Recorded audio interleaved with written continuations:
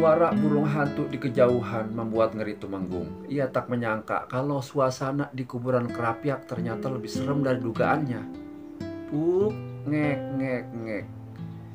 Kenapa anak muda? Kalau kau takut, sebaiknya kau batalkan saja niatmu. Suara sang kuncen kuburan Kerapiak memecahkan keheningan malam. Aku siap, Koki, sahut Tumenggung dengan suara gemeteran. Mendengar suara Tumenggung yang rada ketakutan, Ki Madrim segera berseru. Sudahlah anak muda, sebaiknya kau segera pulang. Batalkan niatmu, sentak beliau. Aku siap, Ki, teriak Tumenggung keras ketika dilihatnya Ki Madrim hendak pergi. Teriakan keras Tumenggung membuat kaget sang burung hantu. Lantas ia segera terbang dari pohon Kamboja. Beberapa nisan tua tampak bergetar mendengar jawaban Tumenggung. Maka sang kuncen pun menyeringai. Segera saja mereka ke tengah kuburan menuju makamnya Rini. Beberapa kali kaki Tumenggung membentur kayu nisan karena gelapnya malam. Kuburan baru itu nampak masih merah. Di ujungnya terdapat papan nisan bertuliskan Rini Wulandari, lahir tahun 1995, wafat tahun 2016. Ia meninggal dunia di usia di mana gadis usianya lagi seneng-senengnya menikmati indahnya dunia bersama sang kekasih. Sayang, ia tak sempat menikmatinya karena sesuatu hal. Inilah yang membuat Tumenggung luka. Kau siap anak muda? Tanya Ki Madrim lagi. Tumenggung langsung ngangguk. Kalau begitu kau mundur di belakangku, ujar Ki Madrim. Segera saja Tumenggung mundur ke belakang sang kuncen. Kemudian Ki Madrim membaca mantra-mantra yang tak dipahami artinya oleh Tumenggung. Tak lama kemudian terdengar teriakan keras sang kuncen. Wahai anak manusia bernama Rini Wulandari binti Gunar, bangkitlah dari kuburmu. Sudah teriak begitu, tak ada reaksi, membuat sang kuncen mengulanginya sampai 3 kali. Huk, huk, huk. Suara lolongan anjing di kejauhan membuat Tumenggung tersentak. Dari makam Rini tiba-tiba terdengar letusan kecil, disusul keluarnya sebuah asap. Tak lama kemudian asap itu membentuk sosok seorang gadis bergaun putih, tapi dengan wajah pusat pasi. Melihat keadaan Rini, Tumenggung yang sebelumnya kangen setengah mati jadi mengkeret. Rini yang ada di depannya beda dengan Rini yang dikenalnya dulu. Mukanya yang pucat pasi dan sorot matanya yang mengerikan membuat Tumenggung yang tadinya hendak memeluknya jadi urung niatnya. Ada apa kau membangkitkanku, kakek tua?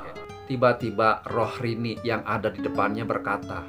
Suaranya seperti menggema, seperti bukan dia yang bicara. Aku membangkitkanmu karena ada seseorang yang menginginkannya, gadis ayu. Ia ingin tahu penyebab kematianmu yang sebenarnya. Anak muda, ayo bicara pada kekasihmu itu. Sentak Ki Madrim pada Tumenggung yang masih ngumpet di belakangnya. Mas Tumenggung, segera saja arwah Rini melayang menuju Tumenggung. Iya, ini aku Rin, sahut Tumenggung. Bagaimana gadis itu? Dulu adalah belahan jiwanya, sehingga berkurang rasa takutnya. Ia lantas ingin memeluknya, tapi ia seperti memeluk angin. Dia roh anak muda, tentu saja kau tak dapat memegangnya, seperti dia juga yang tak dapat memegangmu. Lekas kau sampaikan niatmu, ujar Ki Madrim. Penjelasan Ki Madrim membuat Tumenggung segera bertanya, benarkah kau mati dengan wajar, Rin? Tolong kasih tahu aku. Mati wajar? Aku mati karena dibunuh, Mas. Jeritan keras arwah Rini memecah keheningan malam, membuat beberapa roh yang hendak keluar dari kuburnya tersentak lantas ngumpet lagi di dalam kubur. Arwah Rini sorot matanya berubah merah, bertanda dia marah. Sudah kuduga sayang, katakan siapa yang tega membunuhmu, biar aku balaskan dendammu, teriak Tumenggung marah. Pelipis Rini tampak bergerak-gerak, bertanda ia marah. Kau lihat Mas, tadi siang ia menangis terseduh-seduh, menangis kematianku.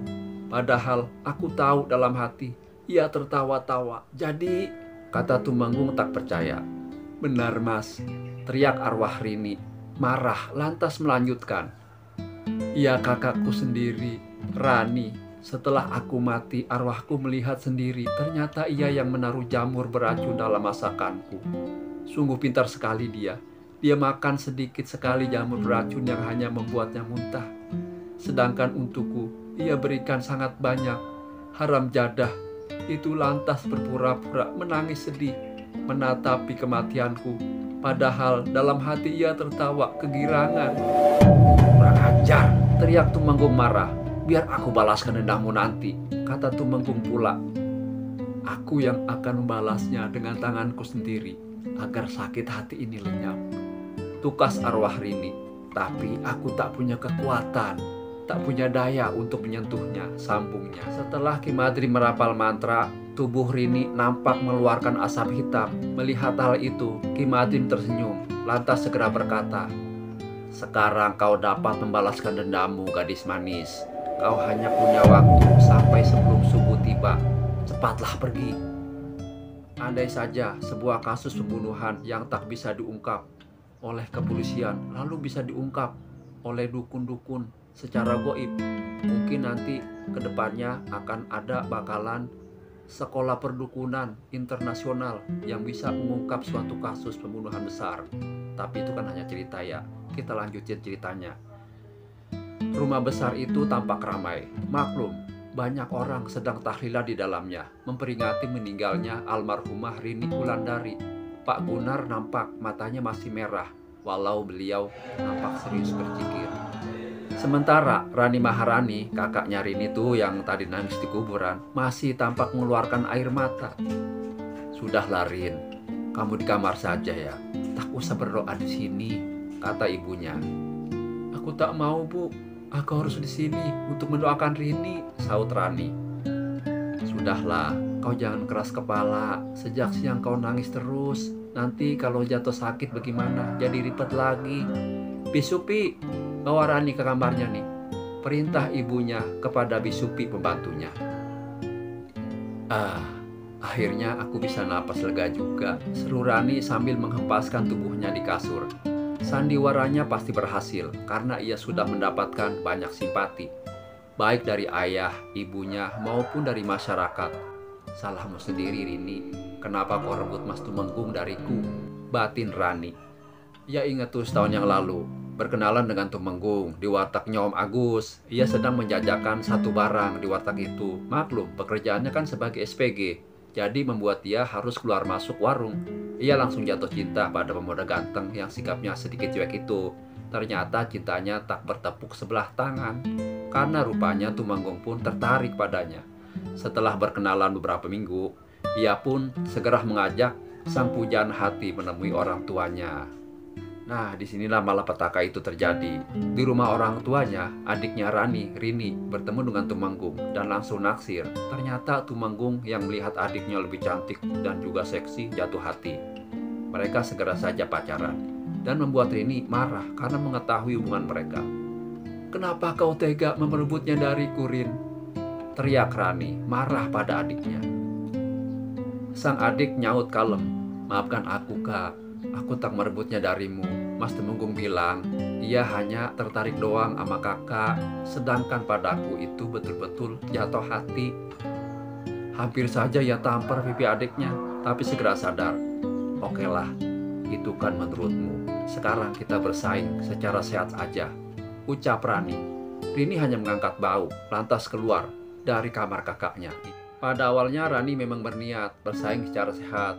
Dia pikir bukan orang lain tapi adiknya sendiri. Tapi sayang, kabar buruk malah datang. Tumenggung justru makin menjauh dan malah melamar adiknya, Rini. "Adikmu itu pasti kena guna-guna. Kalau tidak, pasti kamu yang jadi calon istrinya, bukan adikmu," bakar temennya Lisa. Emang temen yang begini nih yang nyesatin. Mendengar hasutan Lisa, maka Rani pun panas. Segera saja ia memakai jalan pintas untuk merebut kembali sang kekasih hati, pujaan hatinya, Mas Tumenggung. "Jadi, kau mau aku melenyapkan nyawa adikmu itu?" kata Mbah Paijo pada Rani. "Iya, Mbah," jawab Rani sambil mengangguk. "Apa kau tak akan menyesal? Dia kan adikmu sendiri." Mbah Paijo nanyain lagi, bener enggak mau dikerjain tuh Rini. "Tidak, Mbah. Sejak kecil ia sering repotin aku. Ada kesulitan apapun ia ku bantu. Tapi udah giliran gede begini, udah besar begini, bukan malah balas budi, malah merebut pacarku. Jawab Rini sengit. Mbah Paijo lantas ngangguk-ngangguk doang. Iya. Baiklah, kata Mbah Paijo. Segera ia mengeluarkan dupa, kemenyan, dan sebuah guci kecil berisi bara api. Jangan, Mbah, teriak Rani ketika ia melihatnya. Mbah Paijo heran, lantas menyaut. Ngapa ini bocah? Kenapa? Kau tak tega pada adikmu?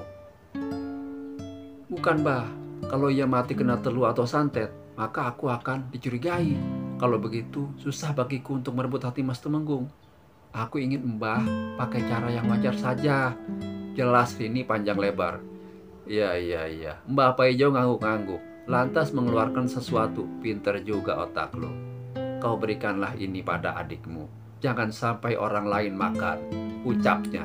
Ternyata Mbah Paijo memberikan sebuah jamur beracun. Segera saja Rani Maharani membeli beberapa jamur di pasar yang sama warnanya dengan jamur pemberian Mbah Paijo itu, supaya adiknya Rini tak curiga. Ia segera masak, dan Rini Wulandari yang memang hobi suka makan jamur tak curiga. Toh selama ini kakaknya juga sering masakin jamur kesukaannya, karena ia sendiri tak pandai masak jamur. Maklum, kedua orang tuanya sibuk bekerja, lagi pula kakaknya selama ini tak marah-marah lagi sejak ia dilamar. Mungkin ia sudah nyerah dan siap dan mau dilangkah, mungkin pikir ini begitu, yang tanpa tahu kakaknya membuat sebuah muslihat. Dan sesuai rencananya, Rini Wulandari mati akibat makan jamur beracun pemberian Mbah Paijo, sedangkan dirinya hanya muta-muta aja.